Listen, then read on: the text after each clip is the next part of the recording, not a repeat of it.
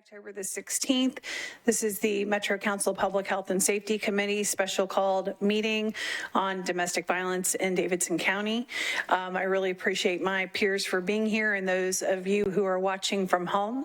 There will be the presentation that you'll be hearing or seeing today on your screen and in the chamber will be put on the Metro Council SharePoint site, so that will be available for members of the public to review. I'd like to recognize our Vice Mayor, Angie Henderson, and our Council Attorney Director, Margaret Darby, who are over here to my side in case we need anything from either of them. But with that, I'm going to, first of all, kind of level set, I guess, where we are. The reason why we're doing these sessions, first of all, if you have been watching the news, there's a tremendous number of news stories about domestic violence in Davidson County. Some of them have been very prominent in news stories. And of course, that creates many questions for residents and also survivors of domestic violence who really want to understand, what is the city doing to be able to improve kind of the situation in our community. And so Diane Lance and Becky Bullard from the Office of Family Safety were very kind to agree to come and speak to the council and really kind of level set the activities around the response to domestic violence and kind of give us a level set of the landscape in Davidson County. We have 2 additional meetings coming up. One is on the 23rd, where council members will be going to the Gene Crow Advocacy Center and doing some court watching and kind of going through a simulation called In Her Shoes to learn even more. And then on the 30th of the month, we'll also reconvene back here in the chambers to hear from MNPD, the district attorney's office, the sheriff's office, all about kind of their perspective related to this issue in our county. And it's all in recognition of Domestic Violence Awareness Month. So with that, I'm going to turn it over to Diane Lance, who's the director of the Office of Family Safety, and Becky Bullard, who's the deputy director of programs. Thank you so much. We really appreciate the opportunity to be here. Thank you, Vice Mayor and Chair of the Health and Public Safety, Aaron. This is a great opportunity for us to explain a big chunk of our public safety here, which is the accountability part of our city. Want to really appreciate our team in the back. We have quite a few members from our department. If you can just raise your hand. We have Sharon Roberson, some of her team members from the YWCA. Moms Demand Action, and I don't know if I've missed anyone else, but we just appreciate everyone coming out and showing their support. So real fast introduction, I'm the department head for Metro's Office of Family Safety. My background, I'm a former prosecutor. My specialty was domestic violence crimes and then sex abuse against children and child homicide. So that's sort of how my career path took in the criminal justice system. From there, after a little bit of time, I went and worked in Carl Dean's administration, and the bulk of my projects in his office was a domestic violence safety and accountability audit, and we'll tell you a little bit about that more. I'm gonna have Becky go ahead and tell you her background, which is much more impressive than mine. Hi, everyone. I'm Becky Bullard, the Deputy Director of Programs at the Office of Family Safety, and I've been doing this work on victim services for over 20 years, and luckily gotten to see a lot of different perspectives in that. I've worked in shelter programs, actually in the YWCA's shelter here in Nashville many, many years ago. I was the Victim Witness Coordinator for the District Attorney's Office here, and then was able to move into some work on the national level, the National Human Trafficking Hotline, as well as working with the Denver District Attorney's Office. And then I came back to Nashville and everyone said, you need to meet Diane Lance and hear all about this new Family Justice Center that we're creating in Nashville. So I have been with the Office of Family Safety for almost 9 years. So we thought we worked really hard to try to figure out how to best paint the picture to answer some of the questions about some of the high publicity cases and where we are as a city. And it's a little challenging to do because we have to lay the framework of the criminal justice system, the state of domestic violence in our city, why specialization is so important, why you treat these cases differently, and then go on to where our biggest concerns are. And right now we have some tremendous concerns that we think are appropriate time to look at in our court system. It's time to redo some of the things that we do. So in your folder, you have these items. You have a purple folder on your desk. And so we hope you do take the time to look over it. We have our office's annual report. We have our fatality review report from last year. Every year, our office takes one domestic violence homicide and looks at it with a team, including folks you see in the back and the YWCA, to figure out where the lessons are. We can learn lessons, like where we could have improved services to this person or response systems. We have our Interpersonal Violence Summit report. Every 2 years, we have a summit on the topic of interpersonal violence, and that's where we gather information on where our strengths and weaknesses are. Becky and I have worked on a court issue summary document. I think it's on your right side, second document or top document, I think. And it has the scales of justice on it. That is our summary of where we think the issues are. And so a lot of what we're going to be talking about towards the end is in that document and explains it probably better than anything else. We also have some statistics from the Office of Criminal Justice Planning, a timeline of the work that's been done on firearm dispossession, and some articles and recent, some scholarly articles and recent news articles that we think would be of interest. So real fast, most of you know who we are, but we always just like to go right back to our mission. So we focus on crisis intervention and support for the purpose of increasing domestic violence and interpersonal violence victim safety and offender accountability. And interpersonal violence includes domestic violence, sexual assault, human trafficking, stalking, child abuse, and vulnerable adult abuse. Okay, but the bulk of our clients are domestic violence clients. We do this work not just as a standalone team of the Office of Family Safety, but with our larger community, our many nonprofit partners and other departments within our government that work adjacent to our work. And the other thing that we do is we do systems assessment. So we can work on improving victim safety, like in the moment, in the crisis.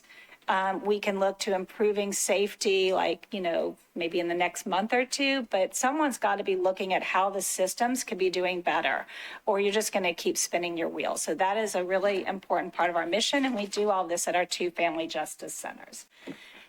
All of this work was modeled off of our safety and accountability audit that we did from 2011 to 2013, where we looked at all these aspects of our work with domestic violence, and we looked at how we can improve victim safety and offender accountability. The audit took 2 years. This was out of Mayor Carl Dean's administration. We had over 100 people involved, nonprofits, metro government employees, and lots of survivors. And we just looked at how they're responding and what they can do better. And that photo is when Carl Dean released the recommendations report, and he had all the city leaders that were involved with it get behind furthering those recommendations. We've made a lot of really good progress. These were the main recommendations in that 2013 report, and we've made tremendous strides for the things that we can control on a day-to-day basis.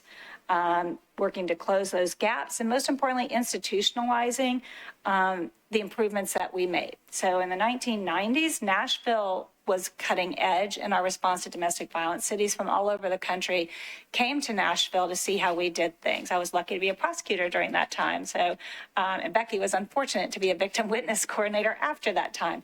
But when you neglect something and you don't have it institutionalized, it just falls to pieces. And that's really what happened in Nashville. You can take, years to build something great, and then neglect makes it deteriorate, just so quickly, and that's what happened. So by the time I came back into this work and I went to a national conference, we were used as the example of what not to do, which was horrifying I'm pretty darn competitive, and that was really upsetting to see the head of a national conference be saying really negative things about Nashville and Tennessee as a whole. So we do all of this work with our office's 5 teams in partnership with our nonprofit and metro partners. So you see it kind of goes from micro work to macro work. So from direct client service work, we have crisis advocacy and case management with over 17,000 client visits a year. We have outreach and engagement because we got to get people to know that the family safety centers are here and get them to come for help when they need it. We have training, which trains over 9,000 100,000 people a year across the country and obviously locally and across the state. And we have high-risk multidisciplinary teams and task forces that work really hard to make sure our system doesn't treat every case the same. A high-risk victim is very different than a non-high-risk victim, and all the response systems need to be more rapid. And we'll talk a lot about that soon. So again, these work happens at our family safety centers. Our community-based one is, you can see on this slide, on Murfreesboro Pike. The headquarters is attached to us. It is the largest center of its kind, and it provides compassionate, coordinated response to victims of domestic violence and interpersonal violence in a safe, supportive, and convenient location. And it is now the national model for family justice centers across the country, which that same guy that criticized us actually said those words. So then the Gene Crow Advocacy Center, that's our court-based center, right over there in the Ben West building. And that's to ensure victims are safe and supported when they come to court. So they're not just sitting in the courtroom near their offender for hours on end and not getting anything out of it. So they have a safe and separate place to wait for court, and they have crisis advocates helping them with an order of protection, safety planning, domestic violence education, and things like that. This center is the first of its kind in the country, and it's also a national model. So people come from around the country to see how that center works. Family safety centers are all over the country. You can see from this map, Tennessee actually has the most per capita. California has the most in all, but we have the most per capita.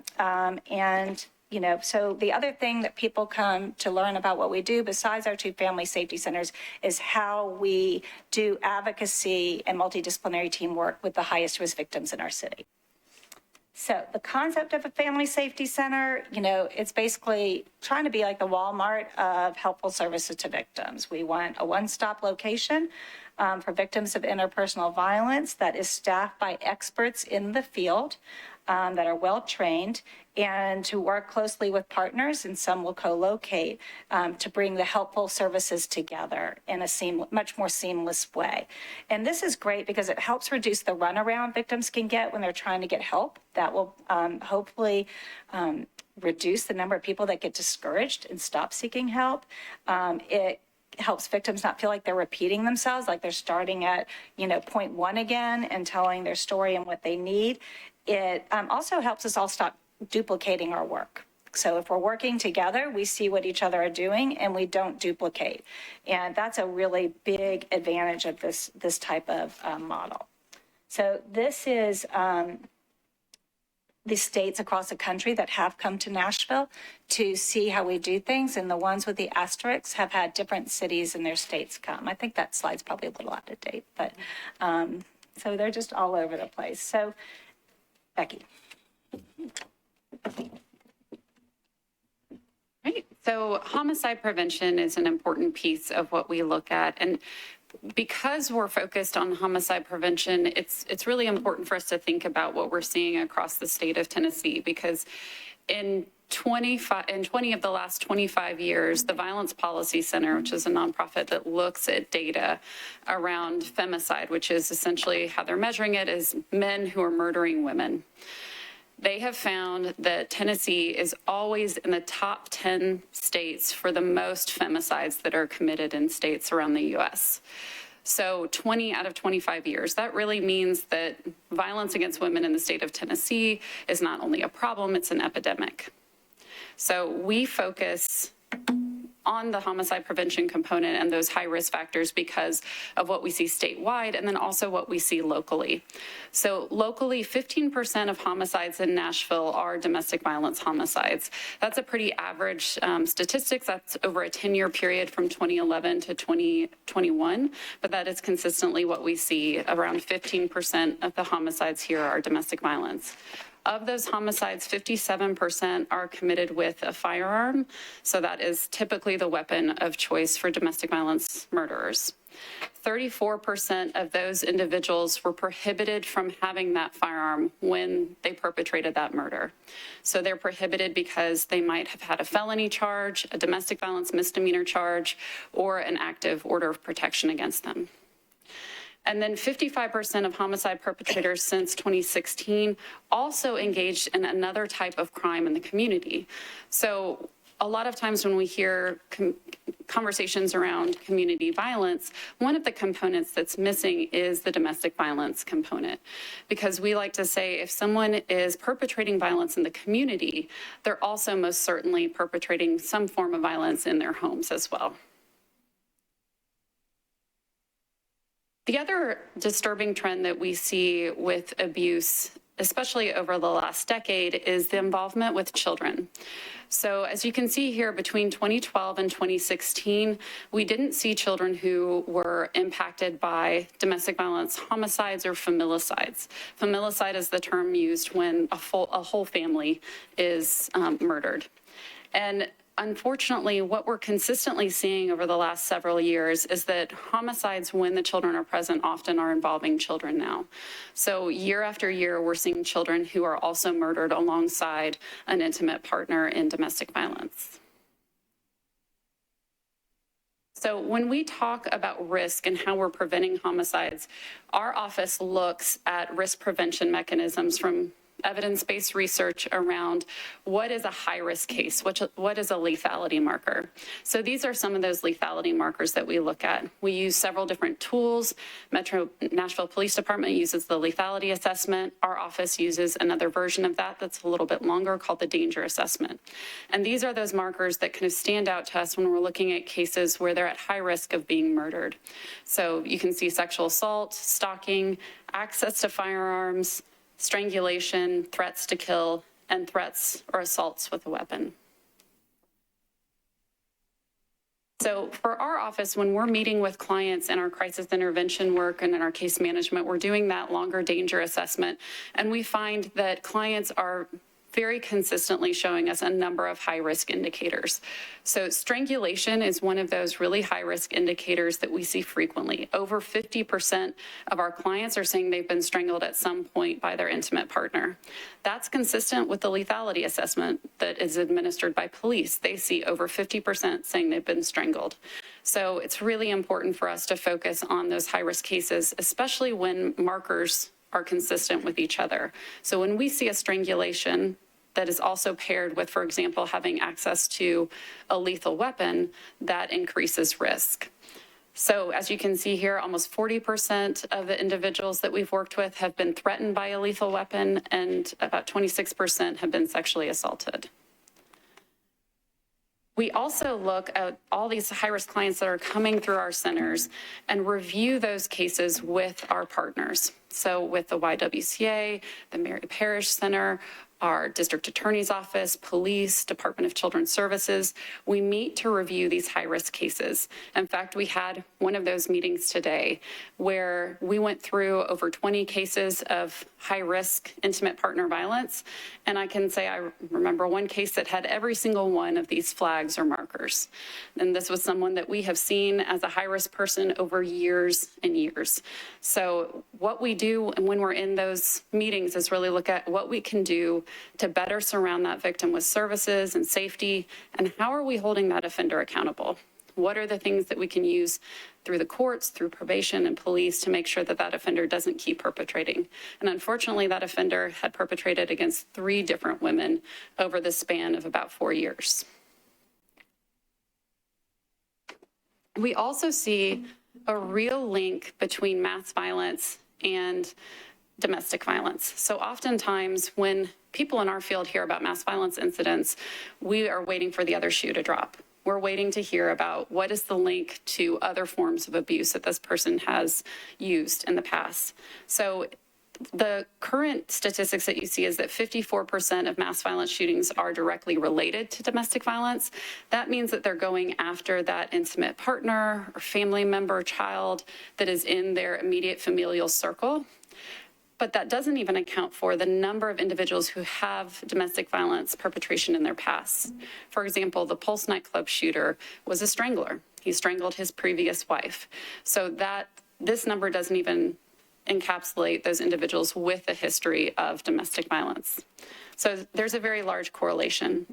And just to highlight from our most recent mass shooting that we had here, unfortunately, in Nashville, this individual, the defendant, Marquise Davis, who's been recently arrested, to highlight he was a convicted felon, someone who shouldn't have been in possession of a firearm, and also was a part of a domestic incident with his friend, helping his friend hold his girlfriend hostage.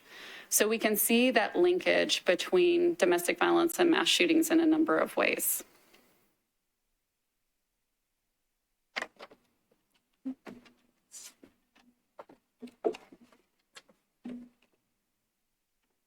So on there, so you've got sort of the lay of the land of where we focus our work. So a lot on high risk for homicide prevention. And what we want to go into is how widespread this is, the ripple effects of each of those cases that we're talking about. And domestic violence and the children living in those homes is a really important talking point. So sometimes people focus a lot on if the children are being abused also, which there's a very high percentage that are. But what is happening to those children that are witnessing it, who are living there every day, basically with a terrorist in their home, who's using terror as a way of controlling the family. So children that grow up in these households are at 1,500% higher risk of having co-occurring child abuse or neglect. Okay, so we know that the likelihood that they are victims as well is extremely high. Infants, this was really surprising to me. This is a new study. Infants, even in utero, are affected by the trauma of domestic violence. Constant activation of domestic violence also is constant activation of a child's stress and trauma responses in their brain and their learning that is actually changing the architecture of a child's brain to live in these homes. It impacts their ability to learn, to regulate their emotions, and engage socially. As adults, because it continues on past childhood, those adults that grew up as child in a domestic violence household are 6 times more likely to commit suicide. They're 50% more likely to abuse drugs and alcohol, 74% more likely to commit a violent crime. And growing up in a domestic violence household is the most significant predictor of whether they will engage in domestic violence later in life. So investing in children in these homes as well is extremely important.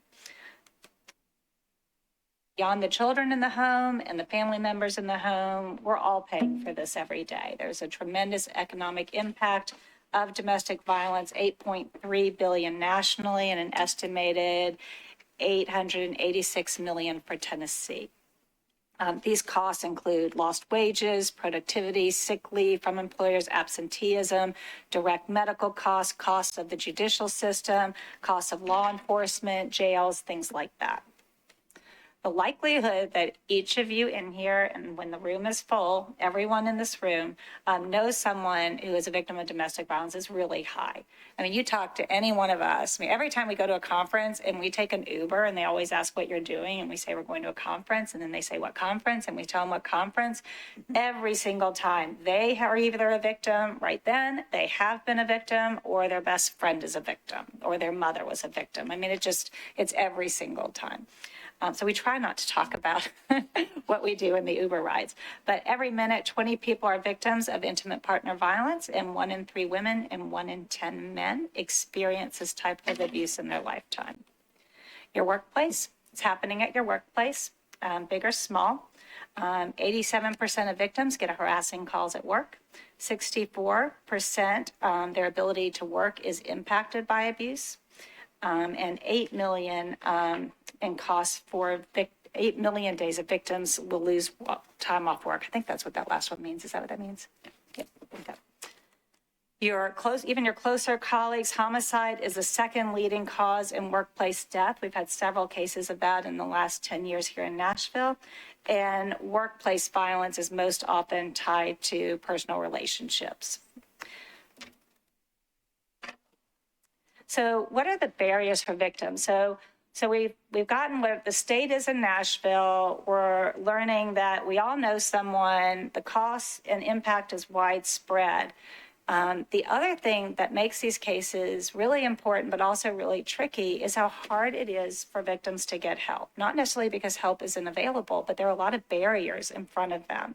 I hope we are past the days of people saying, well, why doesn't she just leave? But just in case, we're going to just go over some of the barriers. And these are what survivors tell us and tell people in our field is what makes it really hard. Because it usually takes about 7 times if a victim's going to leave. Not being believed. I'm sure the offenders most often are the biggest voices in their life telling them that no one's going to believe you.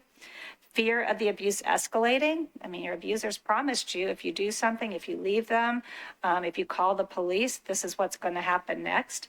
Lack of resources to leave. Maybe there are children in the home, the victim doesn't have a job, family isn't supportive. Shame and stigma. The neighbor seeing everything about your business is certainly a barrier.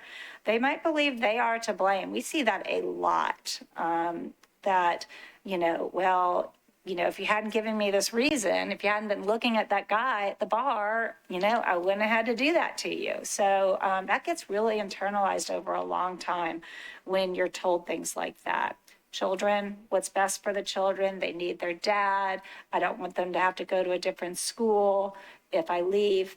And then making good on past threats. Again, they're living with someone who is making threats to them on a regular basis of what will happen. And so there's a lot of fear of those threats actually coming to fruition.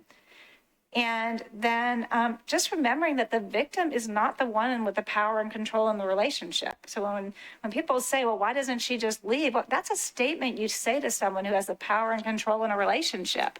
And that's what the offender is all about, maintaining and exerting his own power and control. So in a victim's head, these might be some of the internal statements that they're saying from those barriers. I know, starting on the top left, I know he's sorry. I don't want to hurt him. So maybe there's some guilt there. He said, I will never see the kids again if I leave. I'm pretty sure I'd stay if I thought I wouldn't see my kids again, or he'd have unsupervised time alone with my children. He said he'd kill me if I ever call the police. He's going to be so mad. I can't go to a shelter and uproot my kids from their friends in school. He's a good dad. The kids need their dad. Just need all of this to go away. So when a victim calls the police, they are inviting an entire team of people into their lives. So if Becky's, abusing me in our home and I pick up the phone and call 911, I am calling 911 so she'll stop. Right? So this will stop and I will be safe again. But the impact of calling 911 is much greater. So the police come, they're going to stick around for a while. They're going to ask a lot of questions. They're going to do the lethality assessment. I'll get on the phone with the YWCA. Then there'll be a warrant. They're going to ask me if I want to take out an order of protection. The warrant will process through. The next thing I know, I'm getting subpoenas. I'm getting calls from the district attorney's office. I'm getting calls from the Office of Family Safety. And all of a sudden, all of these things are brought into my life when really I picked up the phone because I needed her to stop hitting me. And I was scared. So that's why I have that one, this is just too much. I wish it would all go away. These court dates are going to get me fired. Just like he said, no one will ever believe me. Everyone's making it worse. I just need it to stop. And what if he gets out of jail? The order of protection is a piece of paper and it won't keep me away. And when I was working on that slide and I was looking at these, and it really did make me wonder, she's probably being pretty smart. I mean, these are all real concerns about the escalation of violence, what happens with the children. I mean, those are real concerns. So when she's watching her life and what she's done, she's making the best educated decisions she can make.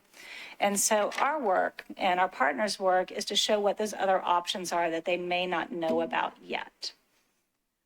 Victims often side with their abuser publicly, to family, to police, to prosecutors, because long after the police leave, even after the charges are filed and a sentence is meted out, it is with the abuser that the victim must continually negotiate her life and the life of her children. Now, I know we have a lot of pages to go through. This is always a great point just to tell you. I had a case where a victim fought against prosecution for 3 years. And finally, after we had a case with a successful prosecution, the second the holding cell door shut behind him. He took off all his jewelry and handed it to her. She was screaming, crying, cussing me out as the prosecutor.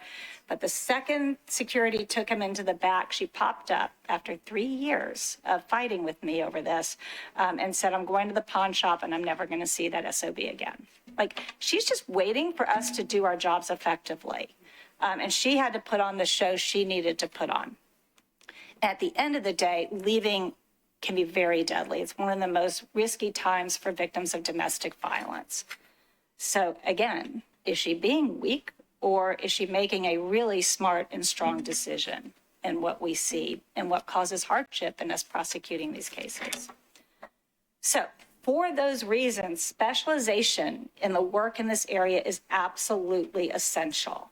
And here are just some basic reasons. It is a predatory crime. Becky told you the story of someone who had 3 victims over that period of time. I mean, if you're not my victim and you leave me, I'm just going to go find someone else. And if you are still my victim, I'm just going to keep coming at you until I can't anymore. So, like, I have someone in my sights and I'm going to keep going back. It's predatory. Very different if someone breaks into your car, robs you at gunpoint at an ATM. It's an escalating crime. The deadliness will increase over time. So let's say we have someone who has a habit of lighting small fires. We're going to be worried about that person lighting big fires of buildings with people in them. It's the same with domestic violence, but for some reason, it just doesn't get the same juice behind it with our concern about what is going to happen when this escalates. The danger is predictable at this point. So when we first started working, we didn't have these tools that tell us if this victim is at high risk. We do now. They're evidence-based. And so we have that information these days. And the impact is expansive, which we talked about with all the secondary types of victimization and lasting impact. Again, why it's important: ongoing victim intimidation and manipulation. Time weakens these cases. And this is going to be something that we're going to get into in the meat of this, is why we need to handle these cases faster. It's just essential. And the vulnerability of the victim, her isolation, shame, social biases, things like that. All right.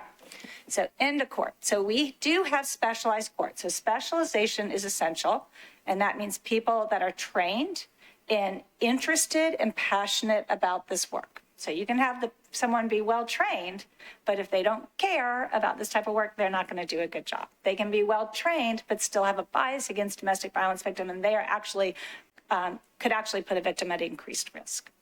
So this is a chart of our court system. And I know some of you understand the court system and some may not. So we're just going to walk through it a couple of times. So the top line is, you see the 911 call. So there's an abusive incident, 911 is called.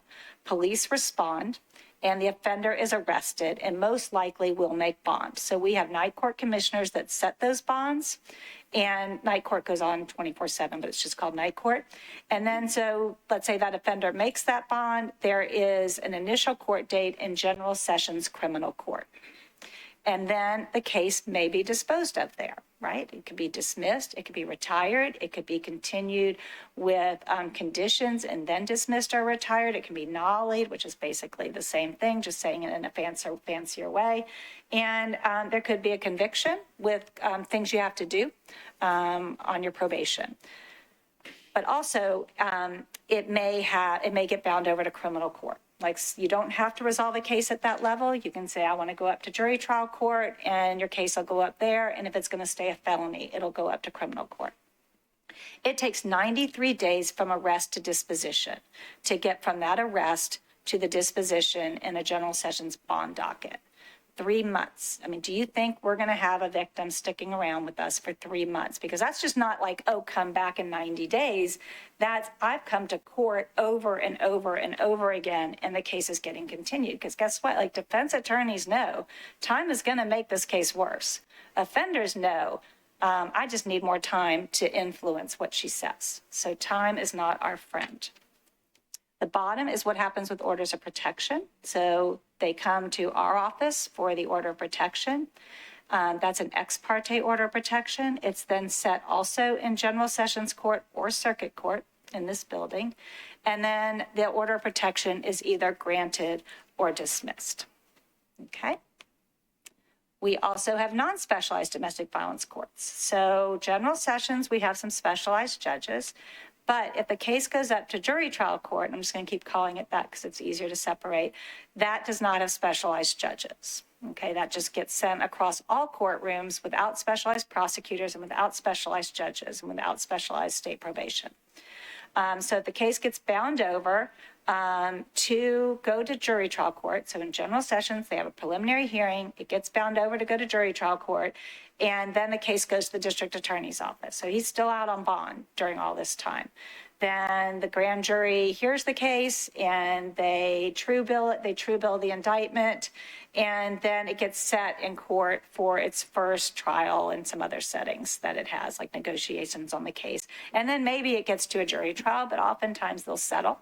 That takes 103 days from bound over to first setting, just to the first setting, and 380 days to get to the disposition. So we are well over a year now. And your case is a disaster by this point. So if you're a defense attorney and you have a simple assault that you want to go away, have a preliminary hearing. Because then it's going to sit there for 380 days. It's going to be a low priority case because it's a misdemeanor. Even if it's a strangulation, bind it over. You know, even if they would have given me probation for a misdemeanor, bind it over because it's going to go away.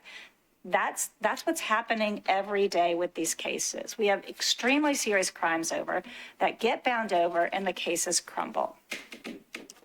So getting back to our systems and our oversight, to the foundational part of our work that isn't direct services.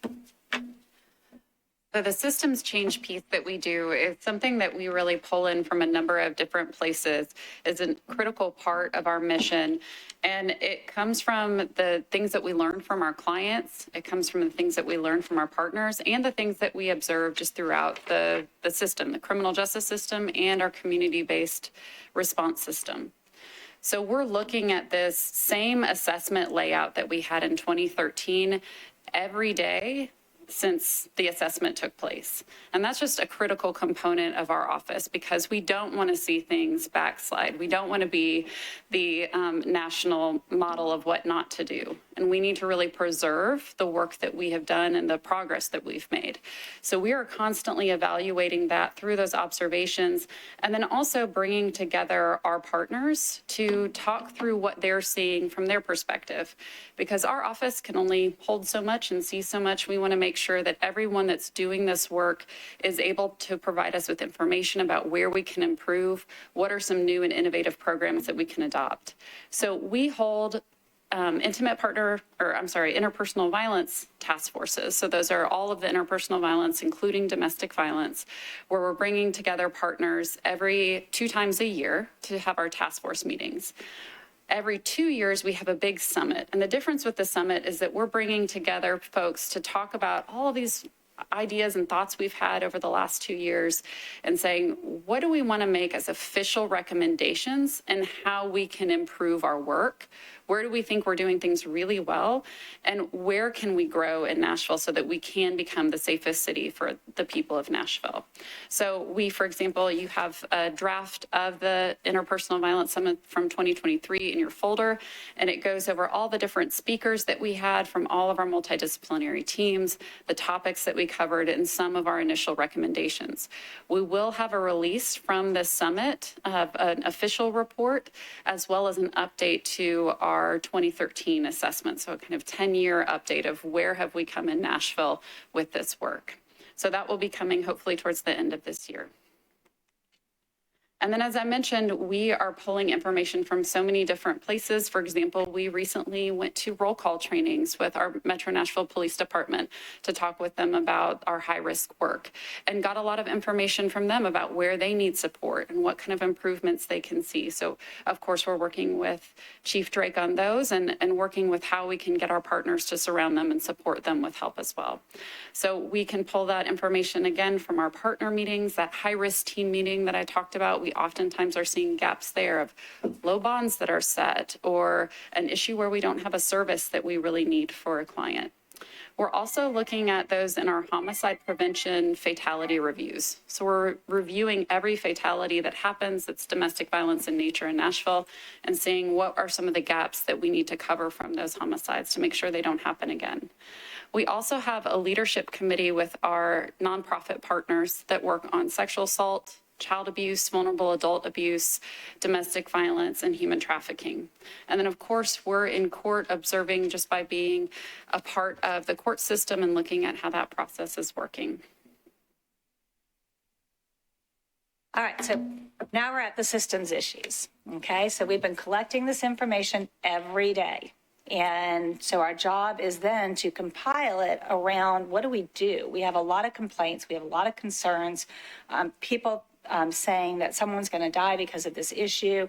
So we start collecting that. And so we have this chart that is showing you where we are seeing the hot spots that are causing problems. And in those high publicity cases that we started talking about, those horrific homicides, these issues were in some of those as well. Okay. So we have glaring gaps in our court system. And I'm just not sure everyone really sees them as glaring gaps, okay? Like, we talk to survivors every day. We see it. We travel across the country. Becky and I speak across the country, and we know what the best practices are. So not long ago, we had a strong professional metro partner we had a city from another state come in to see how we do things. They wanted to see our Family Justice Center. They wanted to see the court-based one. They wanted to hear how we do our high-risk work. And they're like, wow, you guys are so great. We want to talk to your DA. So they talked to the DA, they talked to police, they talked to our nonprofit partners.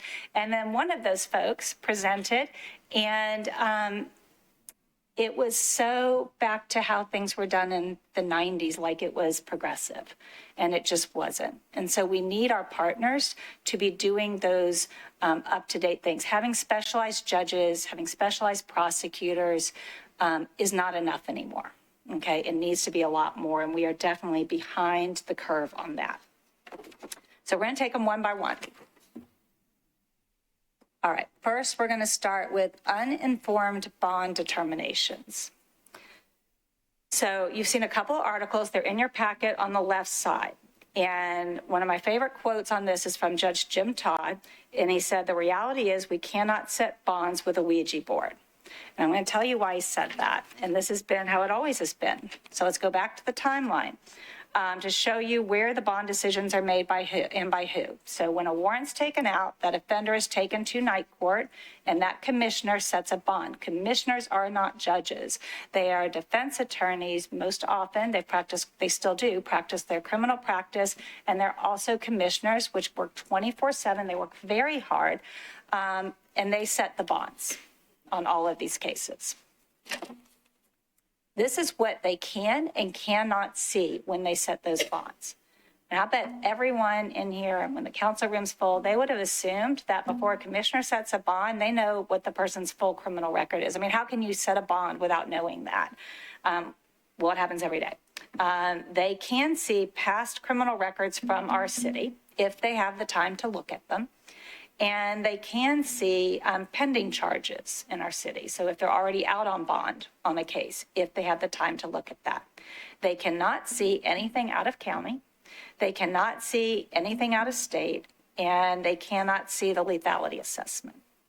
So they're really setting a bond with blinders on.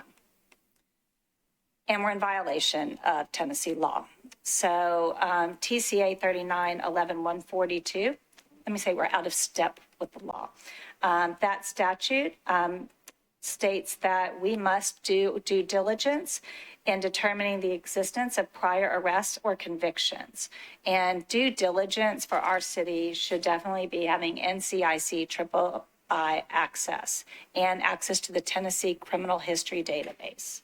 So, I mean, it might make sense that a more rural county may not have all those levels of access, but our police department does, our DAs do, and our commissioners need to have that type of access. And so Judge Todd's been working really hard on how you go about doing that, and I'll talk you through some of that solution in a bit. The other Tennessee statute we are out of step with talks about bond criteria and bond conditions. So this legislative year, there's been a lot more emphasis put on victim and community safety in domestic violence cases. So instead of setting bond just to ensure the offender will come back to court, so I'm going to set a bond because all I have to look at is if you're going to come back to court, it's been emphasized that we have to look at victim safety and community safety in domestic violence cases. Our courts aren't prepared to do this right now. They don't know the results of the lethality assessment. They don't necessarily understand what all those red flags are. They may not have been trained on that. They wouldn't know that even if they do have access to the lethality assessment, if the police officer comes and says, well, she didn't want to do the lethality assessment, that doesn't mean she's not at risk. It might mean she's really at exceedingly high risk because she doesn't even want to sit down and do that. With the bond conditions, we don't have a way to make sure that the defendant has all those bond conditions, that they've been given notice of those, which is required, that those conditions make it into the law enforcement database, because police can arrest an offender on a violation of a bond condition. So if that bond condition is telling me to stay away from Becky, and I don't, police can arrest me right away for that if Becky's been told of that bond condition and that bond condition is put in the law enforcement database. If it's not, they can't do anything. They don't even know about that I'm violating that law, that bond condition. So the average person thinks that a person gets out on bond, has a stay away order. If he comes around them again, police will arrest on the spot. An average person would also think that, let's say a victim's been strangled, that it would be better to set a high bond because the risk to victim, and that's not the case either. Bonds are all over the place. So this is an example of what happens when you are out on bond and you commit another offense. That we see that all the time. So again, these are recurring crimes. They happen over and over. I get out of jail. I'm mad at Becky for even calling the police in the beginning. So I'm going to go do something again. So I'm out on bond and I'm committing another offense that I will maybe get arrested for and be put out on bond again. So TCA 4011-148 says that setting a bond for an offense committed while already out on bond should be at least double the amount that is normally to be set. We don't have a normal in Nashville at all. So this is an example. Becky, you understand this example a little better than I do. Can you give an example when that's happened? Yeah, so this is an example of someone that reoffended while on bond. So this person was arrested on 5 charges that had happened over a course of several months. 4 assaults on the same victim. One of the additional assault was actually on the victim's friend. So one of those assaults included a strangulation. The bond was reduced in those charges from $40,000 to $8,000, and the defendant made bond. After making bond, he then shot at the victim and her 1-year-old son and was rearrested for that. He had said in that one of those original cases that he had 50 rounds and he was willing to use them. So these offenders are sometimes basically prescribing to us, this is what we're going to do, and we're not listening to it. We're not listening to it and the risk and the amount of bond that's being set and when it's reduced. So when you're talking about the fact that you're supposed to double the bond of what is normally set for that type of charge, and I said we're all over the place, this chart shows that. Assault, there's a $30,000 spread. Aggravated assault, there's a $134,000 spread. Aggravated assault strangulation, $79,000 spread. Aggravated kidnapping, $145,000 spread. Rape, $245,000 spread between what the commissioner set them at, and aggravated child abuse, $50,000. So what do we need to do for all of those things about bond and bond conditions and resetting other bonds? Because high-risk domestic violence offenders can appear as first-time offenders to us here in Nashville, we need NCIC III access. And again, Judge Todd's done a lot of research on this, and to be able to have that access, our commissioners would need judicial assistance. They won't be allowed, I don't understand all the rules, they won't be allowed to look at it themselves, but a judicial assistant for them can. And we also have a lot of other uses for those judicial assistants. Back in, I think, the 90s, commissioners did have assistants sitting with them. They had clerks with them to help look at those records, make sure things got processed right. And those went away in budget cuts, and they've never been put back there despite our growing city. So those assistants can also help us with making sure those defendants get those bond conditions, that those bonded conditions get into the law enforcement database, and also with all the new regulations to make sure the GPS is done correctly. Those assistants, those judicial assistants, we would need one for every commissioner shift, and they're open 24/7. All right, GPS monitoring is the next area. So luckily, we do have some recent legislation that helps us in this space, the Maria and Debbie Act that looked at GPS monitoring. That new law that just went into effect a couple of months ago says that the commissioners may order GPS monitoring for defendants who've been accused of misdemeanor DV and shall for felony domestic assault charges. So that shall is really powerful. It gives a lot of, really, it takes away a lot of that discretion and makes sure that we're holding these offenders accountable.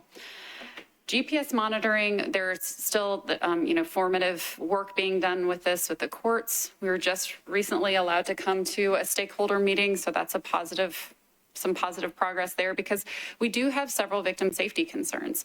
And that is that the law includes that the victims have to set the zones with the magistrates. So they have to go downtown, talk to a commissioner about where their zones should be.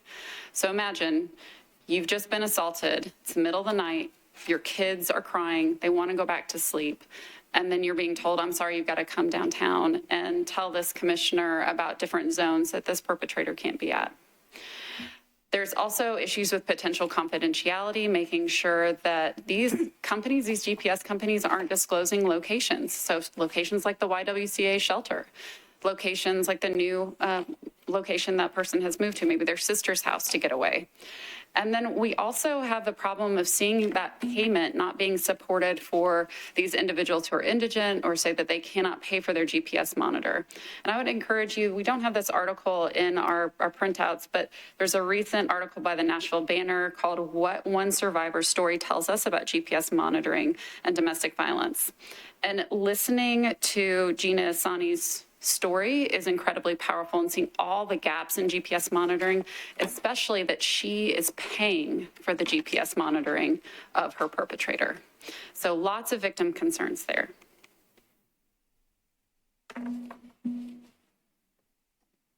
All right, we're going to take delays, which is a really big thing we want to address quickly. So GPS monitoring, we're going to all sort of see where that goes, and hopefully the victim's voice will be considered in some of the rules and systems that are put around that.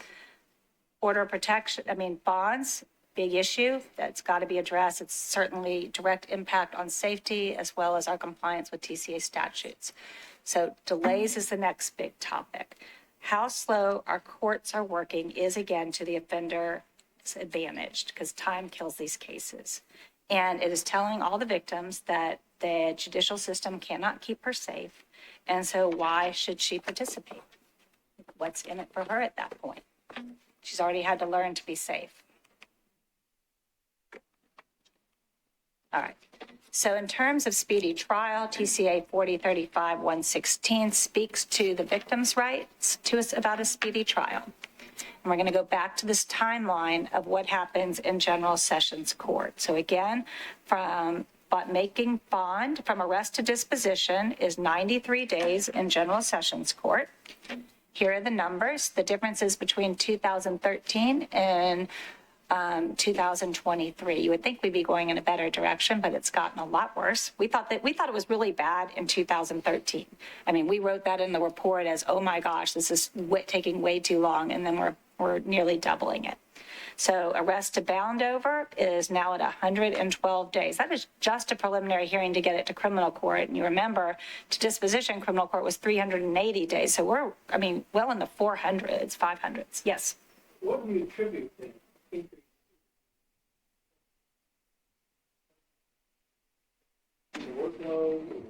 Your mic's on, by the way. You can use your mic. You would use your mic. Pardon me. I was just wondering why such a big increase over the 10 years? Is that a function of we're a bigger city now, making more arrests, and we haven't kept up with the number of courts?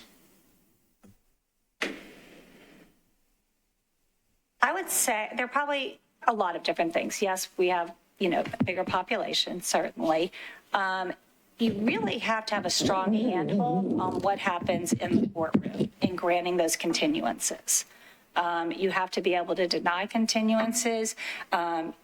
Your prosecutors, have to know how to kind of wrap up the case and make it happen. You have to have the judges be able to say, and they do, I'm not saying they don't, but day in, day out, every single judge needs to be able to know when a case is being continued for really no good reason. There's some other factors as orders of protections are on those dockets. What else would you say? So I'd say initially over the last couple of years, we pointed to COVID. That caused a huge backlog in the courts, but we have seen these numbers really kind of plateau out at this current rate. So we're not going back where we should be since COVID incredibly increased the delays in courts. We're still just kind of hovering at these 2023 levels right now. And it's definitely frustrating everyone in the system. I mean, it's not just victims that are being frustrated. The judges are very frustrated by this. Prosecutors are very frustrated by this. I'm sure defense attorneys, in some respect, in terms of the public defender's caseload, get frustrated by this. So it's not just the General Sessions Court. We also have the trial court delays. Okay. So remember, we had the delays down there in the bottom. This is what those numbers look like for the trial courts. So again, from the filing in criminal court to disposition, and for the people that remain in jail is 244 days. And for those defendants that are out on bond, it's up to 361. So the impact, again, you have an offender that gets to remain in control of their victim during that time. That offender most often is escalating at a rate faster than the system can keep up. That's a big term in our field. Like, the system cannot respond at a rate faster than the defense escalating because our system is so sluggish. Gives defense attorneys more opportunity to stall for better outcomes, more opportunity for the offender to intimidate, threaten, and manipulate the victim, more hardship for the victims with multiple court dates, frustration, hopelessness, and the expenses involved. And the system is validating the offender's words that nothing's going to happen. That's the one that really breaks my heart the most in this. The offenders are telling these victims nothing's going to happen, and we're proving them right every day. So what we want to do is we want to follow and replicate what we're seeing as some national best practices and having high-risk cases get fast-tracked through your system. And we know which cases are high risk because of the lethality assessment. So, back in the 90s, we didn't have those risk assessment tools, right? But we still made a big change. The DV dockets were created in the 1990s, kind of on the back of the O.J. Simpson case. Judge Gail Robinson was ahead of his time in making the decision to do that. Now we know the highest risk case, so we don't need to keep doing things exactly like we did in the 90s. We have more information than we ever had before, so let's use it. So what we need to do is cull out those highest risk cases and track them more closely.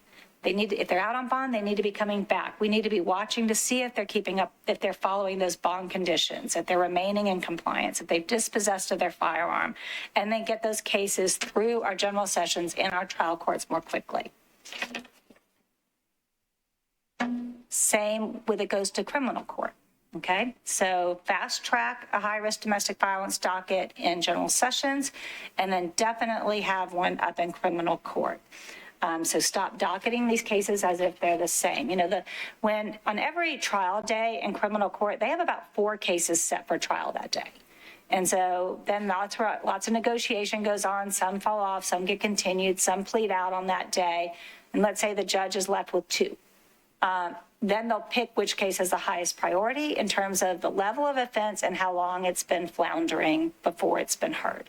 So domestic violence cases aren't going to make it past a homicide case, right? So they tend to get bumped down. And if it's a simple assault or a low-level aggravated assault that got bound over from general sessions, it's going to be in the lower priority rung as well in criminal court.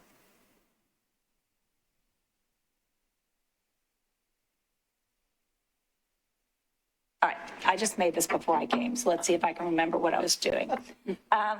Becky hasn't seen this slide yet. So we're taking general sessions court at the top rung, okay? That's the number of cases. The yellow are felonies and the reds are misdemeanor. Those are tons of cases in all of those buckets, okay? So what happens is those cases end up getting filtered out before they go on to criminal court because they plead, they get dismissed, they get retired, they get nollied, and all of those things. And so you end up with less felonies and less misdemeanors, okay? The problem with what is going on is when you have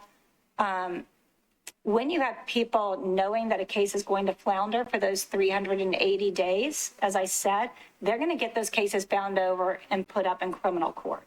And so now you have more buckets of felonies going to criminal court and more buckets of misdemeanors going to criminal court. And so then you're jamming up your criminal court system. So you have to stop up that end of the pipe. There has to be faster accountability in domestic violence cases so people stop shooting them up there as a stall tactic. And domestic violence, 48% of our violent crime in our city is domestic violence. So it's a massive caseload coming through.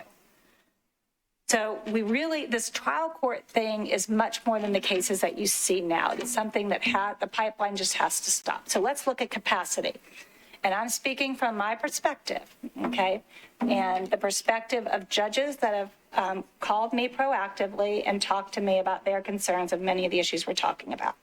So this courthouse does have capacity to hear criminal court cases in high-risk domestic violence trials. There is capacity with the circuit court judges in this courthouse, okay?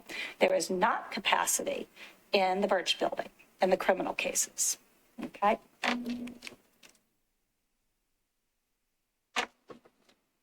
There is an upcoming weighted case study that's going to take place. I think the judges are getting trained on it this week. It's like doing a time study of your work, but for judges, it's a weighted case study. And trial courts across the state are having to participate in this probably in the next month or two. And so each type of case that comes through their court gets a weight, and then it adds up to show how busy or how busy they are not. The state then takes that information to see how many courts our city still needs. If our circuit courts do not do well in that, I mean, some are very, very busy. I'm not saying it generally.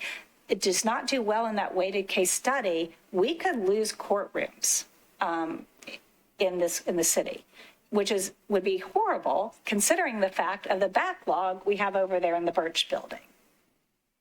So when I said circuit courts, there are 8 circuit courts. 2 do divorce in custody. They are overloaded. There's probate that's overloaded. And the presiding judge, Binkley's court, is always overloaded. They're at full capacity. But that leaves us with 4 more with potential opportunity for reassignment.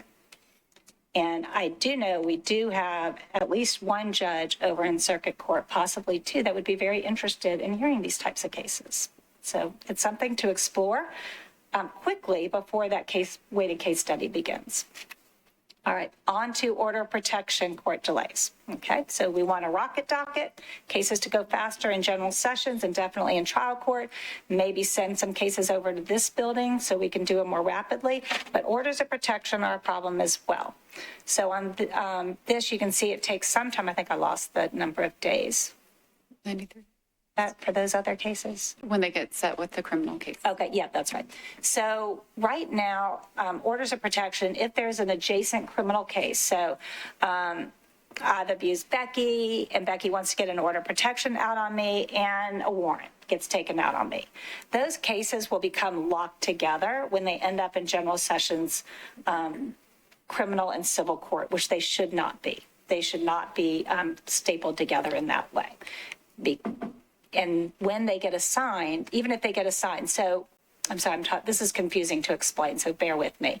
So this courthouse gets all the order protections for people that have been married and or are married, been married, and or have children in common together. So they get all the orders protection over here. The vast majority go over to the Birch building, and it's a civil case. It's not a criminal case. And that's never married, no children in common, right? And since the vast majority are over there, they're on a civil docket that happens adjacent to the domestic violence criminal docket. So there's an order protection docket and a criminal docket in domestic violence on the same day. And if that criminal case gets continued, which we've already discussed, they're going to get continued a lot, that order protection is going to flow with it. Yep, you see the problem. So we are daily in violation of TCA statute 363605, which the ex parte order protection, the order protection that we help them get at our center before there's an actual hearing to grant the 1 year, the hearing has to happen within 15 days. There's a must there. It's not a should or would be great if, it's a must. And we are not doing that at all. As you saw, we're at 90. So here we are. The granted order of protections, 25% are taking over 90 days. Right there. Did I say that one wrong? So this is actually a study that our office did and just looking at attrition. So when those get continued with the criminal case, we see that there's a decrease in the orders of protection that are granted. When they're continued over that 90 days, there's increases in dismisses for failure to appear. So that attrition has that impact that Diane was talking about. It causes victims to fall off from being a part of that case. See, she was sneaky and she put in a really good slide I wasn't ready for. That's a great information. All right.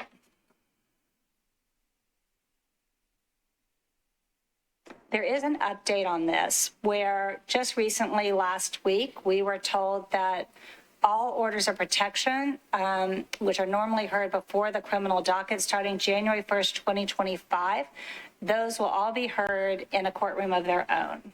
Does that mean they're still going to stay attached to the criminal case? I don't know. We haven't been told, but they are all going to go to Judge Kimbrough Hayes. Our recommendation is that they all go to circuit court. This has been something our office has tried to work on with different judges that are in agreement for many years. So that will ensure that they don't have to run with the criminal case. It ensures that they'll get resolved within the 15-day window. It'll also reduce confusion between courthouses with victims showing up to the wrong courthouse and getting their cases dismissed or their order of protection. All right. The other issue is over-reliance on the victim supporting prosecution. Was that one? No, I can do it. Sure, go ahead. I've talked long enough. So one of the other things that we've seen from the time of the assessment from 2013 to 2023 is we're also moving in the wrong direction with our numbers with the conviction rate that we're seeing in our courts. So this is just for our domestic violence related prosecutions that we're seeing from what you can see here, a 18% decrease in guilties for domestic violence. And that's in criminal court, a 10% guilty decrease in general sessions court. So we're not seeing these offenders held accountable in the same way that we did at the time of the assessment. And at the time of the assessment, there was a lot of concern. So again, we're sliding backwards. We're going in the wrong direction. We also are seeing this in our other types of interpersonal abuse. So it's important to note, domestic violence and all of these forms of abuse are all intersecting. We see, for example, a decrease in the sexual assault convictions and child abuse convictions. And our largest decrease in convictions is with strangulation. So we just kind of briefly sprinkled over how deadly strangulation can be. So it's very concerning to see that there's a 26% decrease in conviction within the courts around strangulation. So one of the things that we look at is the specialization. We're talking about specialized court, and that's important to see that in our judges, with probation officers, as well as with our prosecution. So there is a DV prosecution unit at the DA's office, which, as Diane mentioned, back when I was a victim witness coordinator, we did not have. So it is a wonderful change and great progress. We also have specialized units for child abuse, sexual assault, and human trafficking, and vulnerable adult abuse. So one of the things that can be concerning is oftentimes new ADAs or assistant district attorneys are starting their prosecution experience in some of these specialized spaces. So it's really important that we standardize training that's in-depth around these issues so that when they're in the courtroom getting that kind of pushback from defense attorneys, they have these tools to fall back on. And how do we prosecute a case when the victim is saying they don't want to do it? They don't want to move forward, or they're terrified of that individual. But we know we have a responsibility as the state to provide that safety for the entire county, right? So one of the things that happens when we don't do that, when we say, you don't want to prosecute, okay, we'll walk away, is it essentially places the whole burden of prosecution on that victim. I've worked with victims and survivors of crime for, as I mentioned, over 20 years, and it is an enormous burden to say, you make the choice, you decide whether we move forward, because ultimately it puts a target on that person's back. So we need to be looking at the entire situation and also that lethality to say, this may be something you're scared of moving forward with prosecution, but because this case is so serious and we have these lethality concerns, we need to move forward and hold this offender accountable. So evidence-based prosecution means that we're using some of, especially these new tools that we have. We live in a digital age. We have a lot more information at our fingertips, including body-worn cameras. We have a lot of footage of incidents of excited utterances when someone comes on the scene and says, this is what happened to me. So implementing those using expert witness testimony is very important. And we certainly have seen this when we talk to patrol in our roll calls, that asking for them to get all of the evidence possible to make sure that we can hold this offender accountable and make this really an undismissible case. Make it as airtight as we can so that once we get in that courtroom, all of those factors that can push and pull whether we move forward are much harder to listen to. I'm going to pipe in here. We've done a lot of those roll calls and a lot of police trainings. I strongly encourage council members to go to their precincts and ask them how they feel about what's happening with domestic violence cases.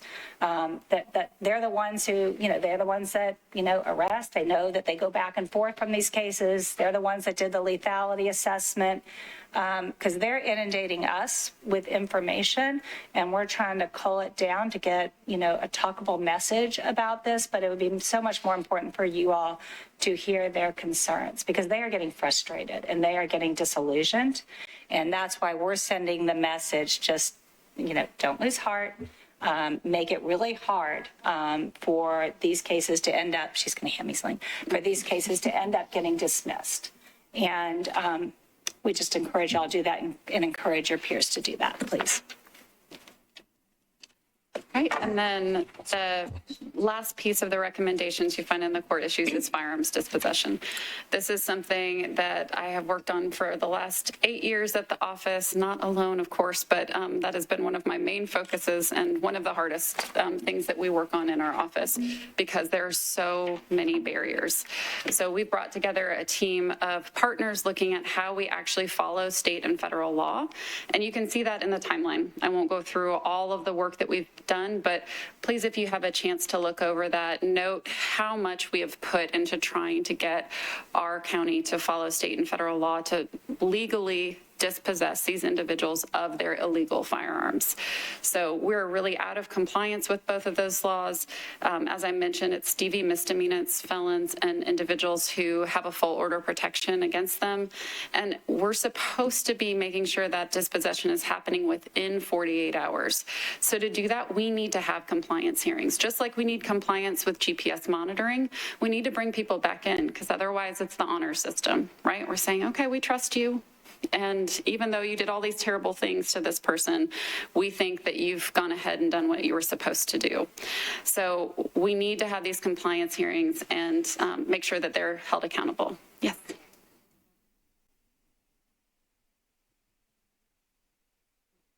I'll just speak very loud. Okay. So I'm betraying my ignorance.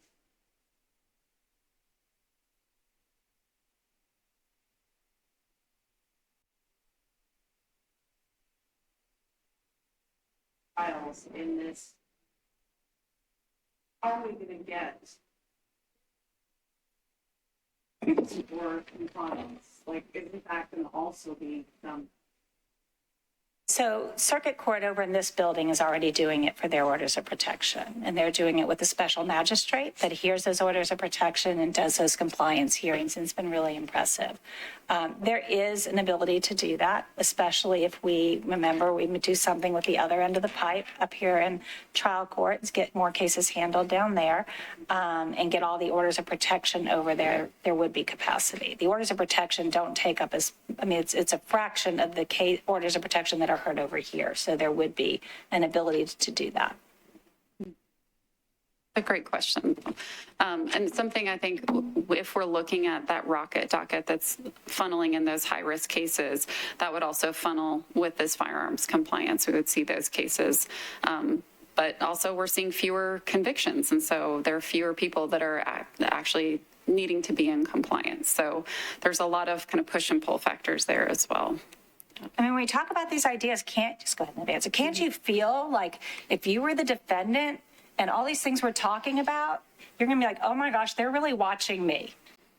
Someone's going to actually respond and do something to me if I reoffend. I need to do what I'm told to do. That is what you need to do with people that abuse other people and assert power and control. And they think they're in control of everything. They're in control of their victim, and they're feeling, I'm sure, like they're in control of our whole system. And that needs to stop.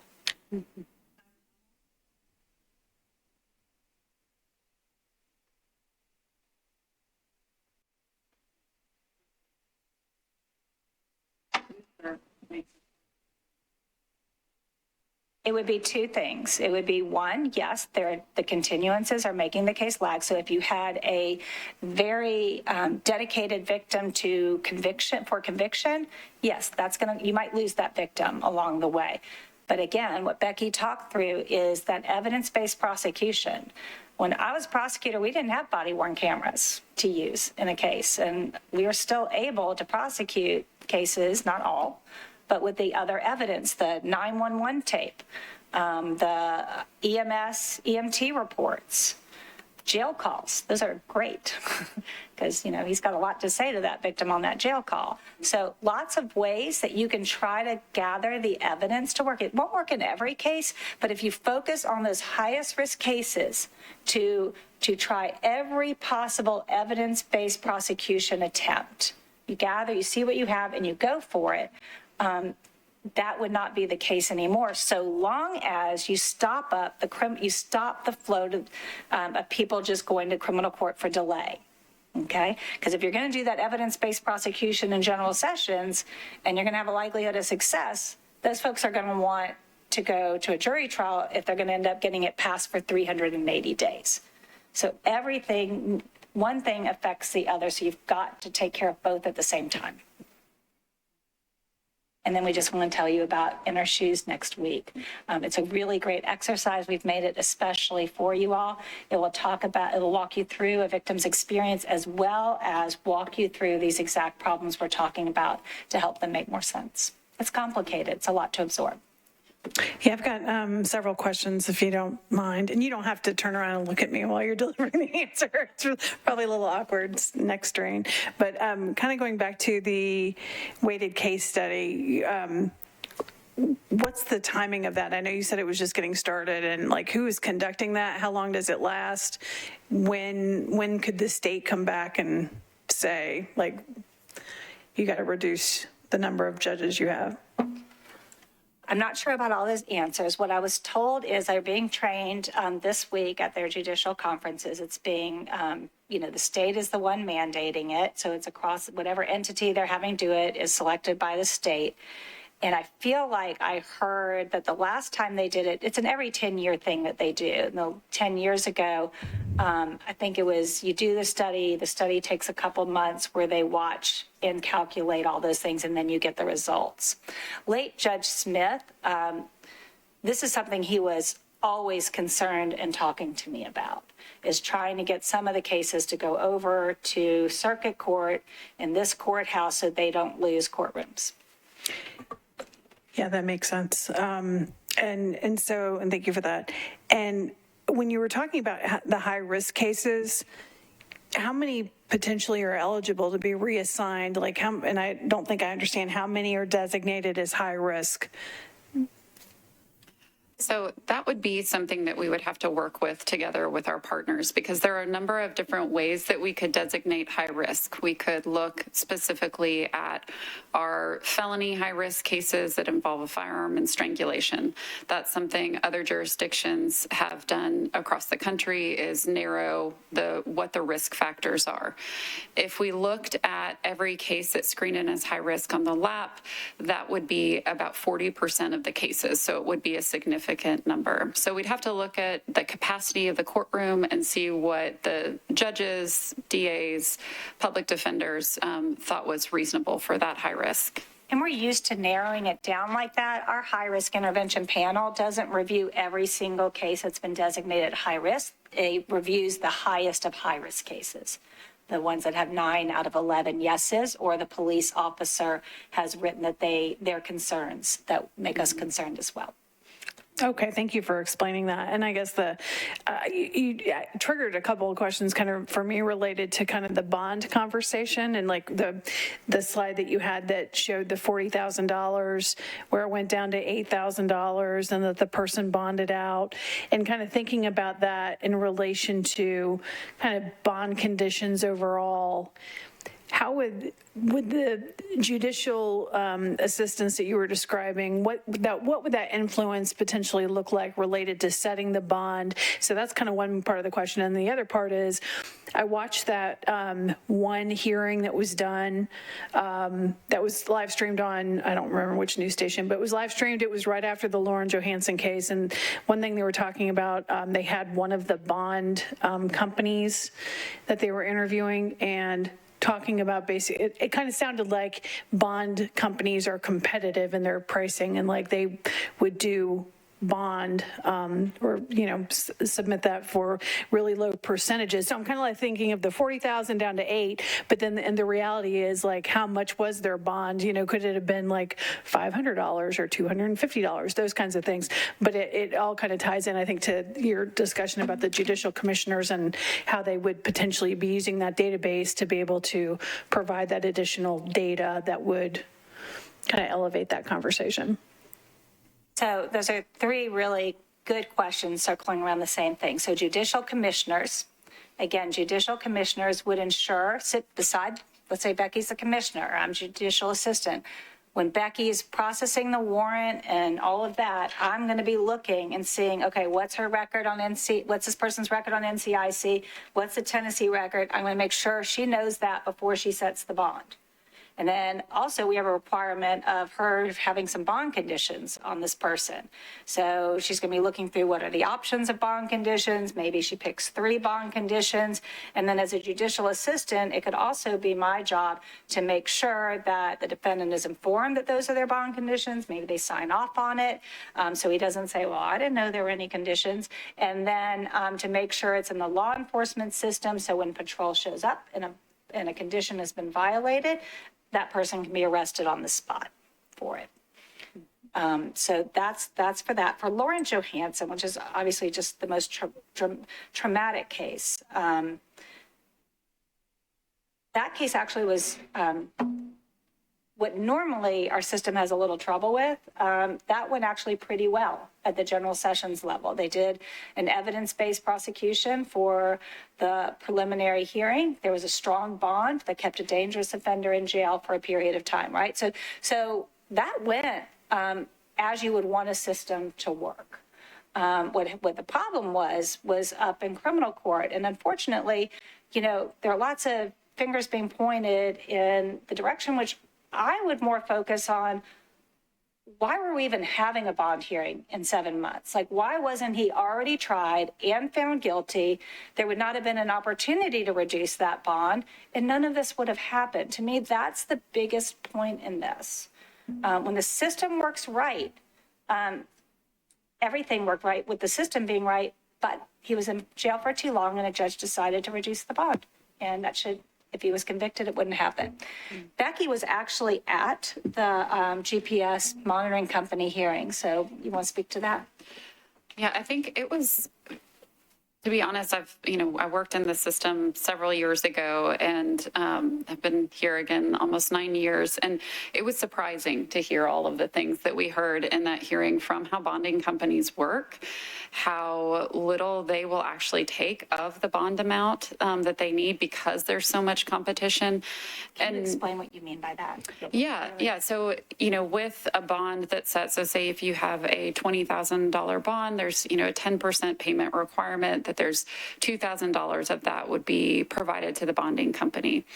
And they were talking about how they would take as little as $1 to insure a bond because of the stiff competition between bonding companies. And that was truly shocking. So it felt like bond amounts don't even matter from that hearing, which again just puts into question, if we have these bonding companies and GPS monitoring companies that don't have an innate responsibility for victim safety. They're really looking at the offender, about the money that they're going to get, making sure that they'll get that money. So maybe they'll put a GPS monitor on that person just even for their bonding company, but they're looking out for those funds that they'll get and not necessarily looking at, for example, Lauren Johansson's safety.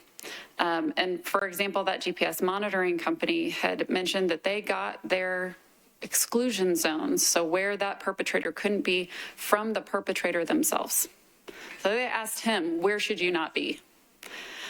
And that, again, it just shows there are so many gaps that we've gone over. There are even more gaps when we look at cases like that. And as Diane said, we had a high bond in that case.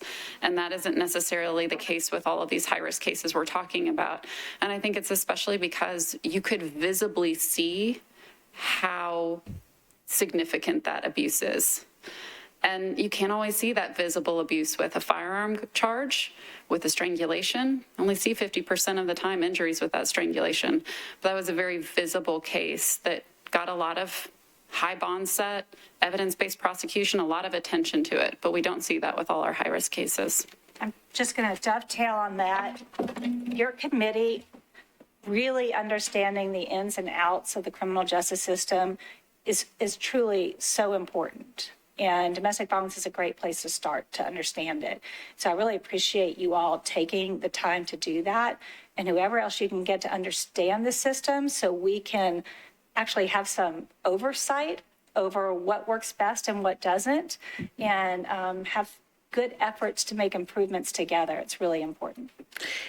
Thank you for sharing the information on that, and kind of, I guess, related to like our existing structure. Of course, we're like October and it's the middle of budget, we're like in that gap period between, like, people are talking about the future budget, but really it's like we locked the budget in. And so how do we kind of improve things or speed up the processes, with existing resources? Like, because I understand Judge Todd, and his advocacy for these commissioners, and of course the state law piece, which did the state decide, like, you got to be in compliance by X day? Like, have they made, like, is there a line in the sand where they're like, hey, you've got to make sure you're all ready to comply? And so how do we manage it with state resource or continue or existing resources, knowing we have a state law that we need to abide by? I would assume that the judges who are working together on the GPS monitoring, and Becky and I have been put in the loop more recently, they're going to come back with a number of what they think they need. I'm sure the judicial assistance, there's a number behind that. These other things that are softer about changing actual processes of how we do existing things, such as, moving some of the criminal domestic violence cases over here to stop up that pipeline. That just takes a leadership conversation and I think that health and public safety is a great venue for those conversations and those critical conversations from knowledgeable people like you all, asking those knowledgeable questions to get the actual answers and see what we can do and say, well, we think we're going to have some extra time here, so which judge is going to pony up and start hearing these domestic violence trials? So our meeting on the 30th will be a good place for us to ask some of those questions. question, David. Yes, I'm sorry for monopolizing. You know me, I got a million questions. Councilmember Benton, you're probably going to capture some of the things I'm thinking too. Look, you're all ready to go. Hey, I'm good. I was making notes, and the reason I broke into a grin a few times is because they got answered along the way. One of mine was, do you have federal grant money available for your training that you do for other people? Because apparently you're investing quite a bit to help others. Right. We do not right now, but we have the capacity to train anyone that wants to be trained. So, and we have all the national best practice training materials. Good. When everyone across the state and country asks us to train, and your local people are like, no, we don't think so. It's a little frustrating. Well, I think you deserve to have some. Another one I had was a higher bond for higher risk offenders based on your risk assessment, but I got that answered in number 4 of my questions. Yeah, that was part of that. Right to a speedy trial, obviously, is important to all of us as constitutional followers, but that's important not only for the accused, but for the victim, in this case, obviously. And so everybody wins there. Number 4 I had was, can we set up with data? That's the data-driven information. I know you're getting access to more data now. An analysis that be calculated, weighted by factors such as known pending cases, past cases that you mentioned, and then, of course, the NCIC database, pulling that in as a nexus with this other data. And then, we're using the weight and the calculation, plus your lethality analysis, and come up with, say, a number, low, medium, high risk, and it flags directly through our assistants, to that night court commissioner. So they can then look at that and go, oh, I got to set some high bail. I mean, that would help. Just, it's black and white, right? Maybe it's red for the high or extremely high. How do we get that data in one nice package for you as, say, an assistant to print out and then hand that commissioner, and they go, wow, we need a GPS and bond right here, right now. So, I like the idea. And an order of protection. I like the idea you're talking about with it. It's kind of like having zones. Like, which zone are you landing on given these factors? So, if I were sitting there as a process person, I would have, my digital checklist of like, okay, yes, there's NCIC history of domestic violence. There's local history of domestic violence. Maybe they were dismissed, maybe, but which are the convictions? How many orders of protections against this person have been granted? Were there past strangulations? Were there past firearms? And we do that for every single person that comes to the domestic violence docket. We determine which ones are stranglers and which ones have a history of possessing a firearm, and we pass that information on to the district attorney's office every day in court. So some of that information is being gleaned. It's not that hard. And so then from what you're saying, they pick the zone. You can't say, oh, you have to do this amount, but certainly a risk zone. And can that be dynamically updated over time so that well, this one's getting on a hotter fuse, and this has to be escalated to a sooner court date, I guess is where I'm going. Well, once you have that normal zone, especially if they're already out on bond when they're escalating, then you're going to know it has to be doubled from what was normal, because the statute says that, but the problem is we don't have a normal. And who's in charge of the commissioners is there's usually a general sessions judge that is in charge of the commissioners. And there's always a presiding general sessions judge as well. And they work really hard to get things functioning well in this process. Would you have anything else to say on that? I'll get Councilmember Ewing, and then we'll go to Councilmember Nash. Thank you. It sounds like it should be on. Is it on this time? Yes. Oh, awesome. Where's it? Berkeley's setup is more problematic than mine. Okay, so I'm sort of stuck on the bond thing that you were saying, and I'm sitting here wondering, are there any ways to embed more accountability within that part of the world? Like, I don't know. It seems like that should be something that we can tackle and make work better. I guess I'm just throwing that out. I have no idea what that would look like. But that seems crazy. I think that's a starting point. I mean, correct me if I'm wrong, but is someone in position of power in our metro government is looking at this and saying that this doesn't make sense? I want this explained to me. Is there not a better way? And that's how change starts. I guess I'm thinking back to my time when I worked at the legislature. The bail bondsmen were that influence was very powerful at the state. And so I would assume it's carried on today and it's still very powerful. And so what kind of regulatory body exists at the state level to oversee that? Because I would imagine that some of the issues that you described today are also happening in other large municipalities. Oh, I don't know of a regulatory body. I know that our bonding companies are overseen by our state trial court judges, and that was why they were holding that hearing, to kind of get an understanding and see if there was any wrongdoing that happened. And you might have seen the recent article that came out where they said while there were several places where the ball was dropped, there wasn't a specific and intentional act of wrongdoing. So I think that was a really important hearing. It's the first time I've ever seen a hearing like that in 20 years. So I think that's an important starting point. But asking those questions about how these are regulated, as Diane mentioned, I think is another step to move it forward. Yeah. Councilmember Nash. Thank you, Chairman. Every police officer in the Metropolitan Police Department has access to NCIC, and I'm curious why we don't have a computer and a printer down at night court. Guy can go over before he presents to the commissioner and run off the NCIC anyway.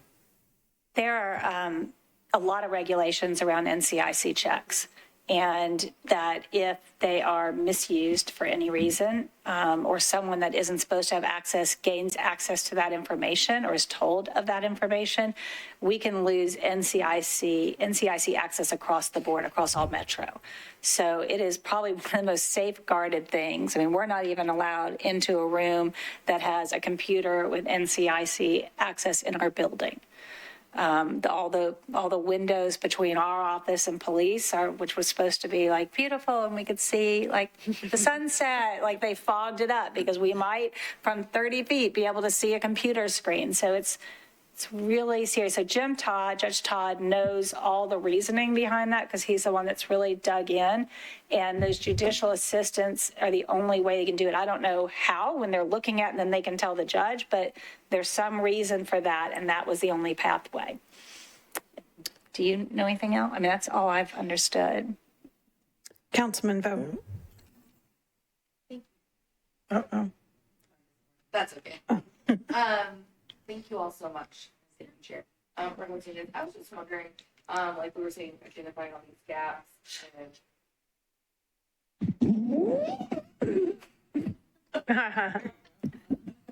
Thank you. I'll scoot over to you. But, just hearing about these cases and the situation, I think about, what are some preventative measures that we can do and what are things that we can do in the community so that we can all be knowledgeable? Because I will tell you the only things, I would say that I knew about bail bonds was like the advertisements on the benches. And I think it's really critical, like how the processes all work together and so that we can be better advocates now, in our seats. So a couple of things, and especially with children. So are there anything in the schools, like, is there anything now, just like if you hear something or see something, how to contact someone to the school for students? I'm just curious about that before we go to court. I mean, or before the 911 call. I feel like there's still a lot we can hopefully do. In the schools, we have a program that's called Handle with Care. And it's a program that started out of West Virginia where basically they will flag children. The Metro Nashville Police Department will flag for the schools a child who is arriving to school the next day after a critical incident. They won't tell the schools what that incident is. It may be domestic violence related. It could be their parents were arrested for substance use in the home and the child was in the home. So it gives the schools at least a general flag like this child needs to be handled with care. So that's a great program that was really championed out of the Metro Nashville Police Department. But I think there's certainly room to grow our work with Metro Nashville schools around how we talk just, more generally about healthy relationships with kids. We see domestic violence really impacts the ages of 16 to 24 the most. That's the highest rate where we see intimate partner violence. So, and it's continuing to start at younger and younger ages. So I think there is still a lot of collaboration that we would love to do with Metro Nashville schools. Is that? Yes, we have an outreach team in our office. You all funded that a year or two ago, which has been fantastic because a lot of people didn't even know the Family Safety Center existed. So we're getting that word out. And Courtney, who's sitting in the back, has been working hard to get our messaging in the schools and training the social workers over there. It's just, there's never enough. There's never enough ways that you can get into other parts of your community, other entities, whether it be churches, other places of worship, schools, employers, just it's across the board to try to get everyone to know what to look for, what to watch for, what to do if it happens, even within Metro. We have a domestic violence policy, which is great because now when there's something about domestic violence in one of the departments, they at least know to start by calling us and know a few steps along the way to be careful of and little pits you can fall in and make things worse for people. Courtney, could you raise your hand just so we know who? Okay, thank you, Courtney. Councilmember. Okay, so earlier in your presentation, you talked about other vulnerable populations, like those with disabilities, the aging population, and cases of abuse with those populations.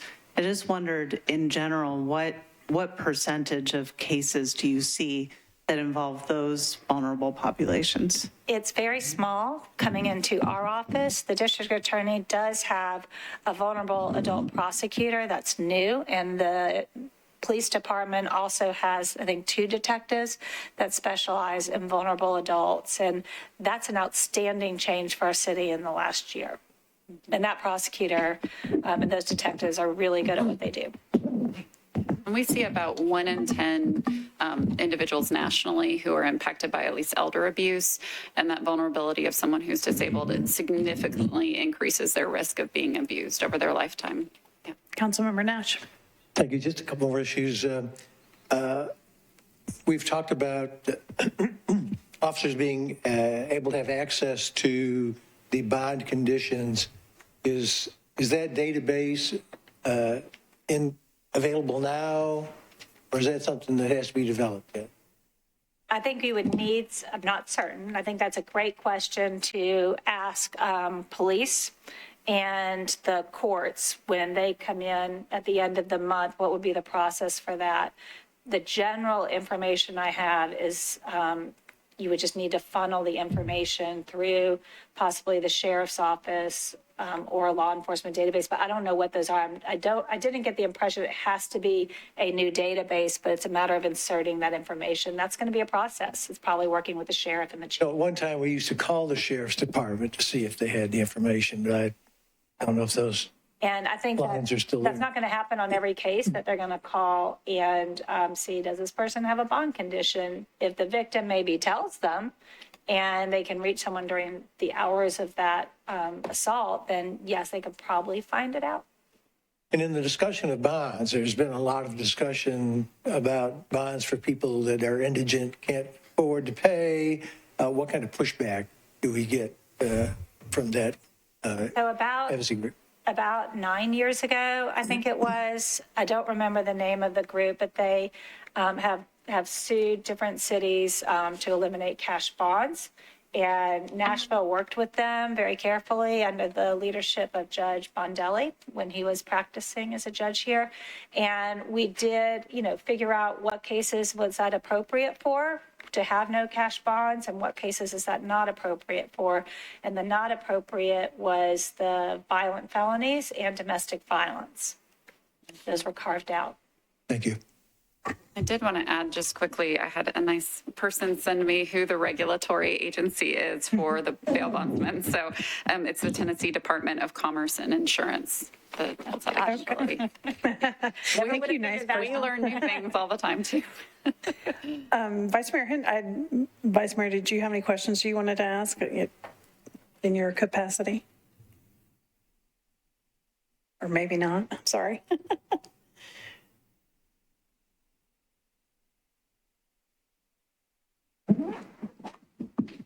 Oh, there we go.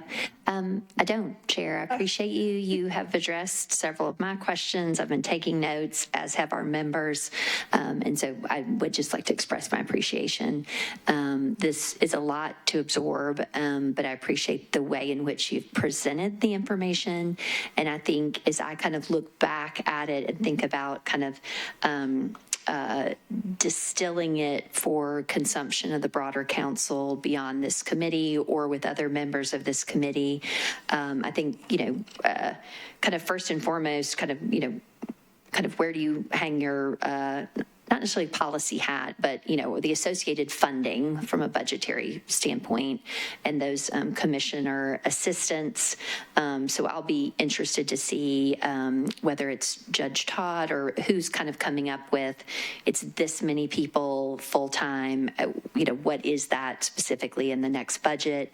And then as well, just kind of pulling together, because they were on somewhat disparate slides, but all those places where we are out of compliance with Tennessee law, and kind of distilling all those maybe into one place, because they were sort of issue associated throughout your presentation, rightly so. But I think if we were to pull all those back together and say, these are the 5 places where we're out of compliance with state law, I think would be helpful.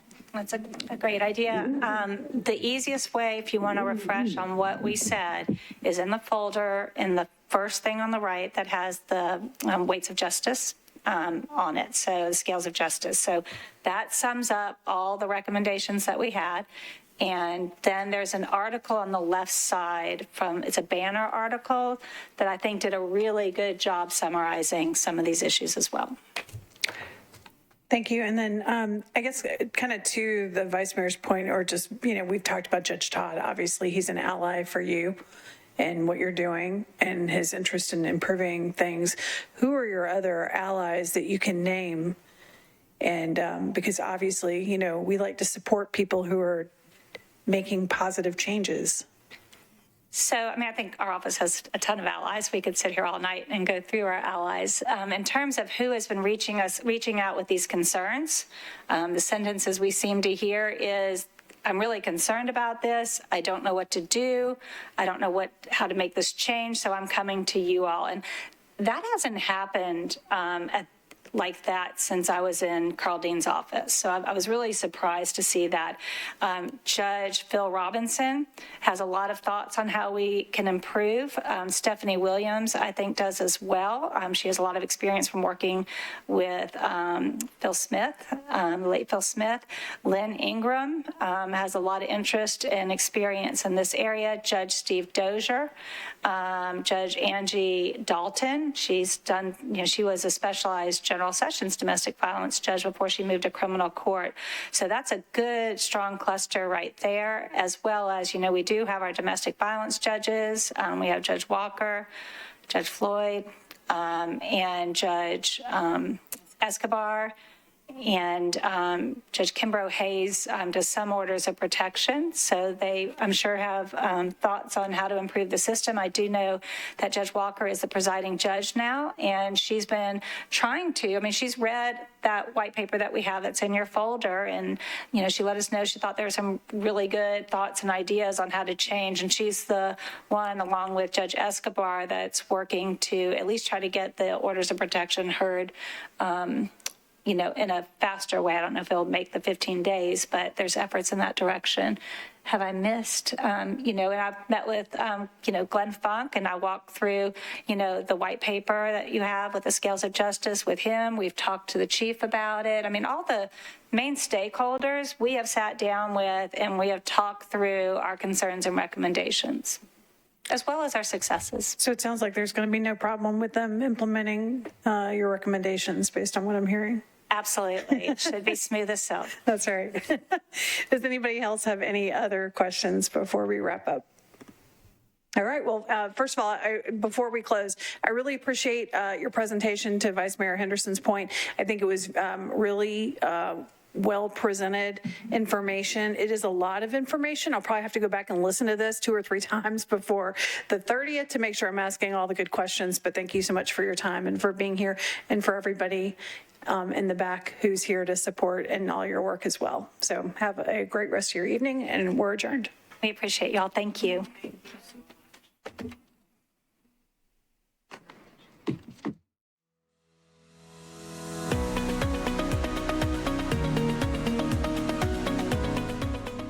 This has been a service of the Metro Nashville Network. If you would like to see this presentation again, or for more information on this and other programs, visit nashville.gov.